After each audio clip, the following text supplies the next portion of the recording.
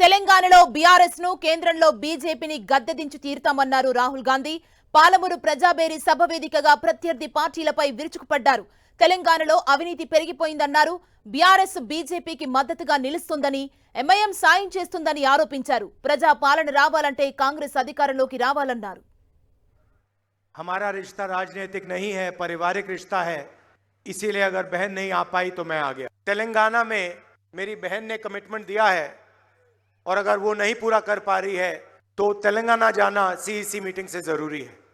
भाइयों और बहनों, आपके सामने चुनाव है और लड़ाई दोराला तेलंगाना और प्रजाला तेलंगाना के बीच में है।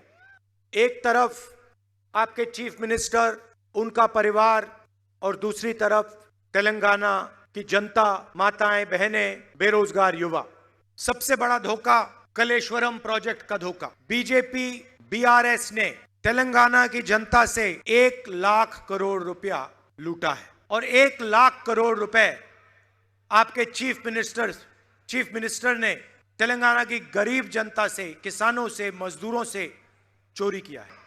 और आज वहां जो बराज है, उसके खंबे हैं, वो चूर चूर होके टूट रहे हैं और पूरा का पूरा धन, तेलंगाना की जनता का धन, केसीआर के परिवार के हाथ में जा रहा है। जमीन का डिपार्टमेंट उनके हाथ में, रेत का डिपार्टमेंट उनके हाथ में। भाइयों और बहनों, आपने तेलंगाना का सपना देखा था, प्रजाला सरकार का सपना देखा था। आपको दोराला सरकार नहीं चाहिए और आपका जो सपना है उसे कांग्रेस पार्टी पूरा करने जा रही है।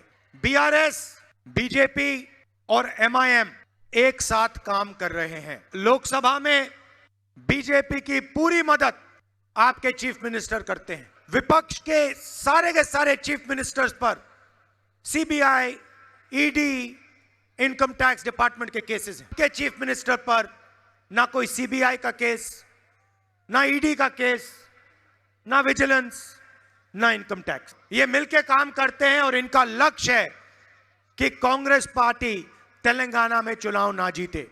दूसरी तरफ एमआईएम खड़ी है। जहां भी ये बीजेपी की मदद कर सकते हैं, एकदम जाके मदद करते हैं। तो ये सबसे जरूरी बात है कि अगर आपने एमआईएम को, बीजेपी को वोट दिया तो आपका वोट जाया होगा और आपके वोट से बीआरएस को मदद होगा अगर आपने बीजेपी या एमआईएम को दिया।